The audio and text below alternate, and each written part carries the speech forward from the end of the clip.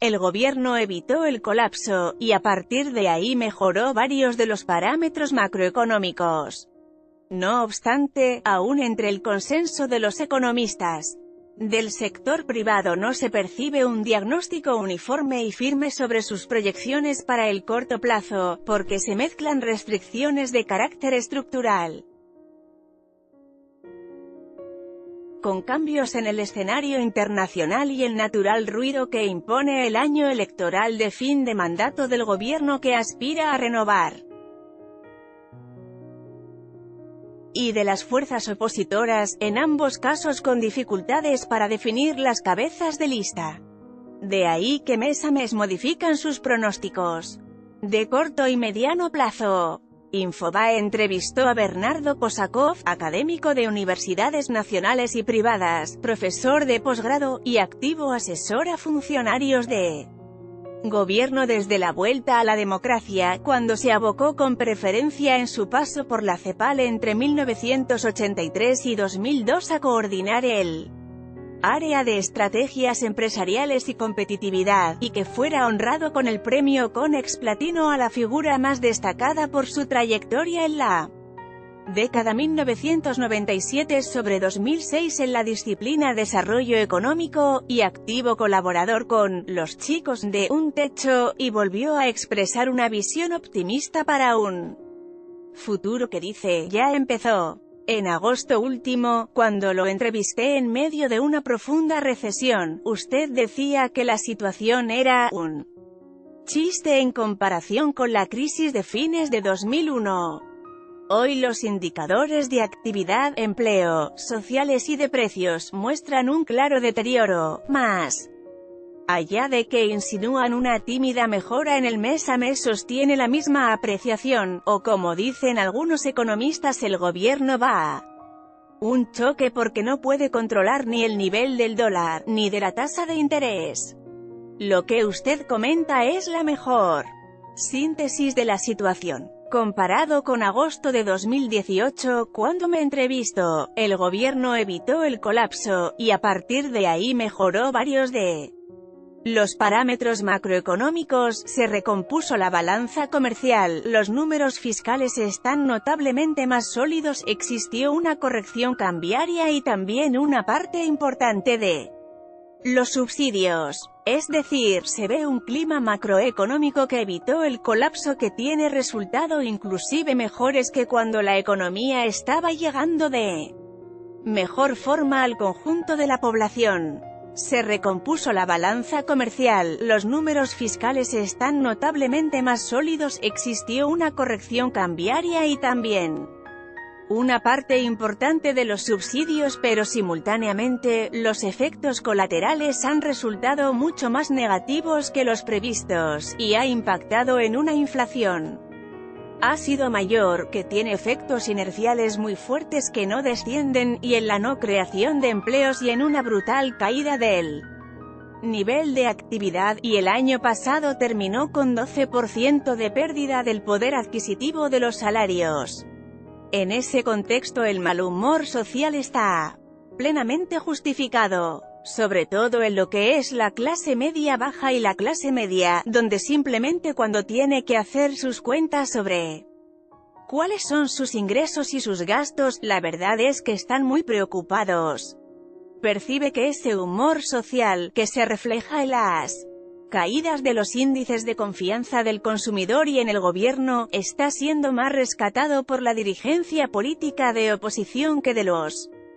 dirigentes sindicales. Lo que pasa es que hoy el rol de los sindicatos es totalmente distinto al que jugaba en plena vigencia de la industrialización y del peronismo, y del aparato central que caracterizaba al sindicalismo. Hoy expresa los intereses del sector formal asalariado, que en definitiva es el que tiene mayor protección, y por esos aspectos lo central que hoy puede estar discutiendo es si le van a cobrar el impuesto a las ganancias, o no, y de alguna forma está ajeno a la otra gente que está más vulnerable, como el trabajador que se mueve en la informalidad, que es independiente, que depende de su pequeño comercio.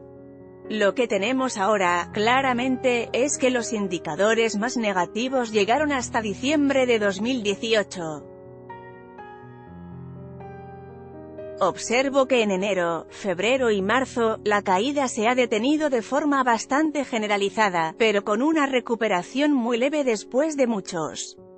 meses en donde el golpe ha sido notablemente fuerte y donde no solamente hubo pérdida de ingreso de los asalariados, sino también notable reducción o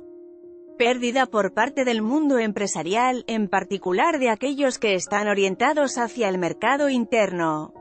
Observo que en enero, febrero y marzo, la caída se ha detenido de forma bastante generalizada, pero con una recuperación muy leve después de muchos meses en donde el golpe ha sido notablemente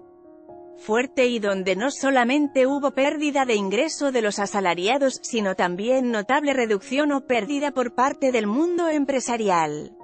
Algunos economistas hablan de que la puja dólar-tasa de interés y que el gobierno ha optado por fijar un piso alto a la tasa de interés de referencia que marcan las licitaciones diarias de las LELIQ, está conduciendo a un choque de trenes de frente, porque agrava la caída de la actividad y afectará las perspectivas de las exportaciones. ¿Comparte esa visión? La primera parte del tren la comparto, pero la segunda, que el freno de la suba del tipo de cambio comience a frenar las exportaciones, no, porque evidentemente de que haya habido alguna pequeña apreciación cambiaria en los últimos meses, hoy tenemos un tipo de cambio que en términos históricos está en una posición muy competitiva, y justamente desde el lado del comercio exterior, el gobierno tiene buenos resultados, por las buenas y por las malas noticias. Las buenas noticias es que hay un dinamismo exportador, que es el resultado de la excelente cosecha que se ha tenido frente a los malos resultados de la sequía del año pasado. Pero también hay una gran cantidad de economías regionales, equilibrio en el balance energético, que dan un desempeño exportador que está generando dinamismo. Eso por el lado de lo bueno, claro. Pero del lado de lo malo, cuando los números del comercio exterior se muestran más robustos, es porque en parte están explicados por la caída del nivel de actividad y la caída de las importaciones. Esto último tiene un fenómeno estructural, que es el más complicado de la Argentina, la disminución de la tasa de inversión, y también el menor nivel de actividad determina menor demanda de insumos de uso intermedio y de bienes para producir, y sobre todo también el efecto de la alta tasa de interés que generó durante todo el año pasado una notable reducción de stocks. Es decir, mantener productos sin vender tiene un costo financiero notablemente elevado, y eso profundizó la recesión. Lo que se observa en estos días es que justamente los stocks en muchos sectores son notablemente bajos, y por tanto comienza a haber una recomposición de existencias, de ahí que este fenómeno este año va a tener menos fuerza que en 2018. Entonces, lo que es claro, es que en todo este delicado equilibrio, hoy la capacidad de fuego del gobierno mejoró, porque llegó la plata del Fondo Monetario, y llegó a un acuerdo de que se pueda vender parte de esos dólares para la contención del tipo de cambio, por un esquema que la gente critica si es demasiado previsible, si es suficiente o no, pero ese dinero está, y viene también la liquidación de las cosechas.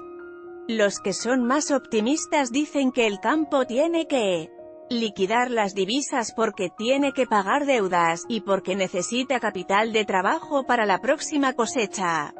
Hoy la capacidad de fuego del gobierno mejoró,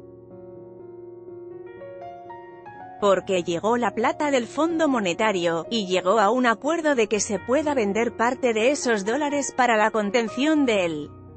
tipo de cambio, por un esquema que la gente critica si es demasiado previsible, si es suficiente o no.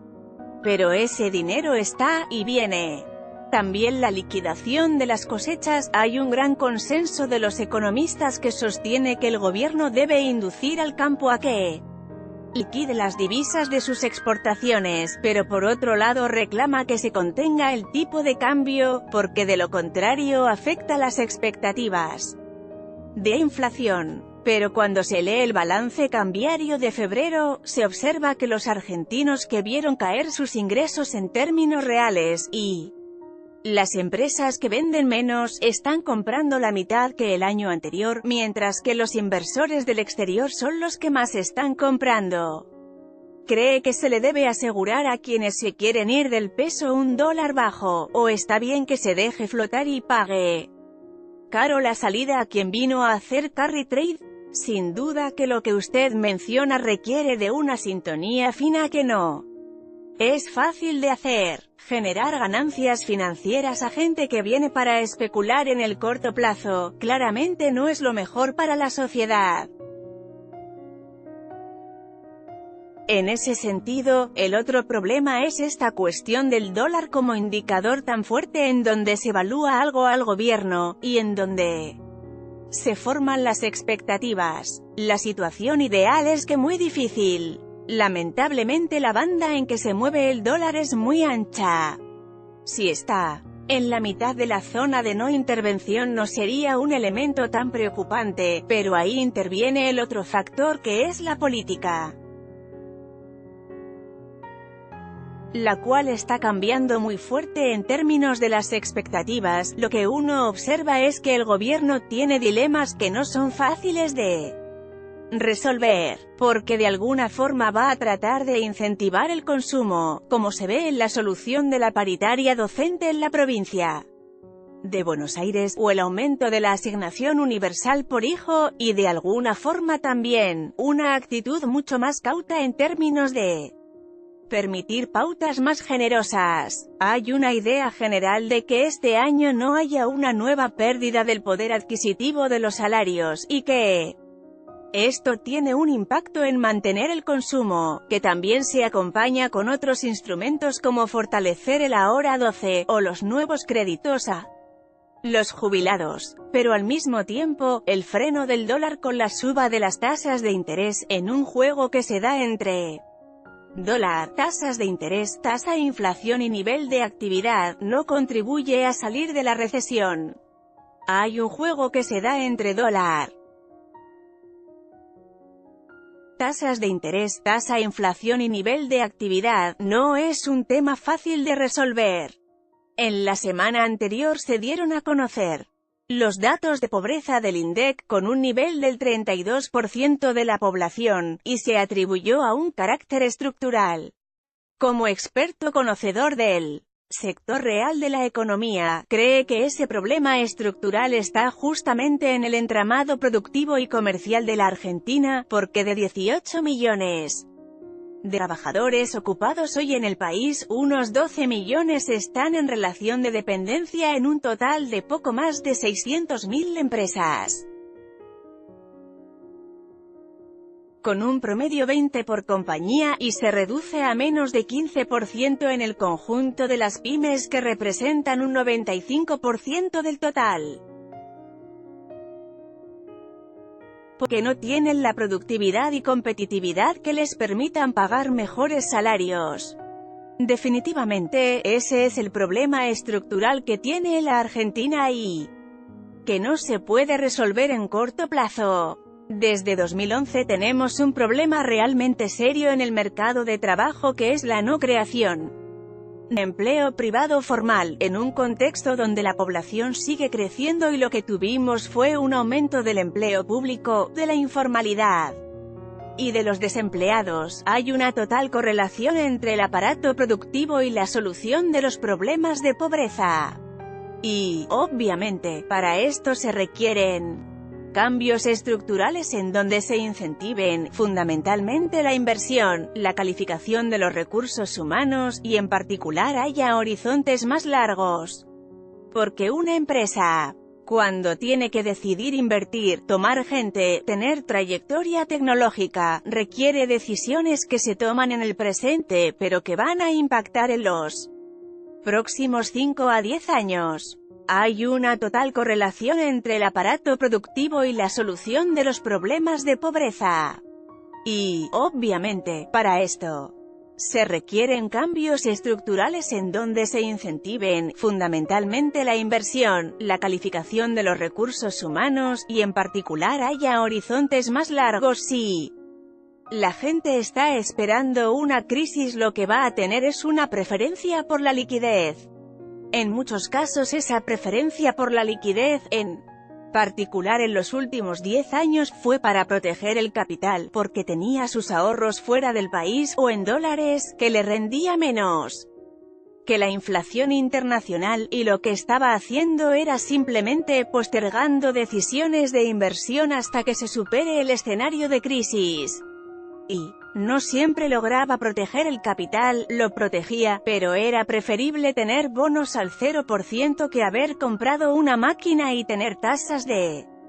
rendimiento que no se daban y por tanto no podía pagarla. Fundamental para recomponer el entramado productivo hay una condición fundamental que es alargar los horizontes y tener un mínimo de consistencia macroeconómica. Pero eso no es suficiente, se requiere también después poner todas las instituciones y los incentivos para ampliar la generación de riqueza. Y claramente, para toda la torta mayor que se genere, tener criterios distributivos más adecuados de los que se dispuso en el pasado reciente. ¿Cree que eso es un atributo del gobierno de turno, o necesariamente es viable a través de un consenso social, un pacto social? Creo que fundamental que sea un ejercicio colectivo y que toda la sociedad entienda que eso es una política de Estado absolutamente ineludible. Y obviamente requiere salir de estos mecanismos que tenemos en el corto plazo, con inercias de formación de precios asociados al pasado reciente y a las estructuras de costo del pasado para tratar de protegerse. Y requiere simultáneamente de poner todos los incentivos para tener un clima más innovativo y de políticas que estén muy focalizadas con la gente joven, y en particulares con la población pobre joven. Cuando se ven los datos de pobreza que revelaron que el 50% de los jóvenes son pobres, acá tenemos un problema, porque la gente joven es una de las fuentes de crecimiento más fantástica que tiene la sociedad. Pero para potenciarla hay que darle educación, cultura de trabajo y brindarle oportunidades en la expansión del proceso productivo. Entonces creo que tiene que haber un consenso social donde todas las medidas que se tomen de acá en adelante atiendan a revertir esta situación de la gente joven pobre, y el tema de educación pasa a ser un tema central de la agenda, en donde lamentablemente hay que revisar el pasado reciente, porque se ha gastado más recursos y más plata, pero los resultados en términos de calidad educativa han sido mediocres. No se podrá resolver en el corto plazo, pero sí cambiar la tendencia. Cuando se ven los datos de pobreza que revelaron que el 50% de los jóvenes son pobres, acá tenemos un problema, porque la gente joven es una de las fuentes de crecimiento más fantástica que tiene la sociedad. Como ve la política monetaria y fiscal que se sigue desde octubre último, ¿está bien focalizada o cree que es demasiado ortodoxa y tendría que tener algún ajuste? Creo que hay que romper con los falsos dilemas entre ortodoxia y heterodoxia. Lo que se puede hacer es lo factible. Cuando se analiza todos aquellos esquemas de política económica que fueron exitosos en otros países, estuvieron siempre asociados con la fuerte institucionalidad y cumplimiento de las reglas de juego, y también siendo notablemente prácticos. Son programas eclécticos que tienen componentes ortodoxos y heterodoxos. En esto no me cabe la menor duda de que el tema central de la Argentina es que tiene que ganar competitividad, no precio. Para eso se tienen que hacer reformas institucionales muy fuertes en términos del mercado de capitales y mercado de laboral, de los costos de infraestructura, de rebajas y reformas tributarias. Eso requiere de consensos muy importantes. Hay que romper con los falsos dilemas entre ortodoxia y heterodoxia. Lo que se puede hacer es lo factible. Cuando se analiza todos aquellos esquemas de política económica que fueron exitosos en otros países, estuvieron siempre asociados con la fuerte institucionalidad y cumplimiento de las reglas de juego, y también siendo notablemente prácticos. Cuando se habla de estos temas, lo primero que se critica es que sus efectos se verán en el largo plazo, y ya lo dijo John Maynard Keynes, en el largo plazo estarán todos muertos. Lo ve así, o si se comienza con los cambios estructurales, los primeros resultados empezarán a verse en lo inmediato. Para mí el futuro ya empezó hoy. Cuando uno dice quiero asumir los desafíos de la Revolución 4.0, de la recalificación de los recursos humanos, y la robotización, y las nuevas cadenas globales de valor, eso es la realidad de hoy en el mundo. Hoy el desafío es tratar de ver ese futuro en un esquema muy complicado, porque se dan en economías abiertas totalmente competitivas. Y se requiere de un mínimo de cooperación y de colaboración a nivel del sector público y sector privado, sin ser ingenuo, porque cada uno defiende sus intereses, pero al mismo tiempo sabiendo que con la cooperación puede ser un ejercicio que es más que suma cero, es decir, todos podemos salir beneficiados. Creo que el próximo gobierno, sea del signo que sea, va a estar en una situación que va a requerir de consenso, para que en el juego de la República se pongan las reglas para aumentar la capacidad productiva e influir en la sociedad a través de más empleos formales y calificar a los recursos humanos. Ve a la dirigencia que está realmente convencida de eso, o por ahora forma parte de un discurso, pero que todavía no adquiere una entidad para pensar que se pueda concretar más temprano que tarde. Veo que aún forma parte de un discurso y que no ha habido un ejercicio central donde cada uno haya hecho un gesto para tratar de que se produzca una transformación. Está viendo que predomina más la crítica a lo que se hace más que una propuesta concreta de lo que se podría hacer en forma conjunta. Hoy se piensa más en llegar al poder que en un futuro mejor, es decir, en la construcción de una alternativa de país posible, factible, en el cual se requiere la cooperación de la mayor parte de la sociedad para poder progresar. ¿Cómo estás viendo la economía mundial? Aparecieron datos de Brasil con señales de recuperación de la actividad fabril. Hasta diciembre parecía en el mundo iba todo en contra. En enero apareció la idea de que Brasil mejoraba un poquito, y que también la tasa de interés que iba a aumentar notablemente, pero ahora se ve una idea de un mundo que nos favorece un poquito más. La gente piensa que va a haber una desaceleración de la economía mundial, pero el mundo mantiene todas sus fortalezas y nadie vislumbra una crisis en el corto plazo. Creo que la Argentina tiene, más que nada, que tratar de definir hacia dónde queremos ir y cómo nos podemos insertar en un mundo que no va a ser apocalíptico, pero que tampoco nos regalar nada. La Argentina tiene, más que nada, que tratar de definir hacia dónde queremos ir y cómo nos podemos insertar en un mundo que no va a ser apocalíptico, pero que tampoco nos va a regalar nada, y la Argentina tiene mucho para reactivar a partir de la muy baja base, tras la recesión que se arrastra desde el segundo trimestre del último año, y porque la Argentina tiene activos sobre los cuales apoyarse. Cuando se ve la dotación de los factores, la historia y los activos que tenemos, una cantidad de empresas y de actividades, el punto de partida no es óptimo, pero sin lugar a dudas es lo suficientemente fuerte como para tener mejor desempeño del que hemos tenido en los últimos 10 años. El gobierno ha decidido concentrar los aumentos de las tarifas en el primer cuatrimestre, y lo está pagando caro porque se aceleró la inflación y se afectaron las expectativas justo cuando en el mundo se apreció el dólar y hubo salida de capitales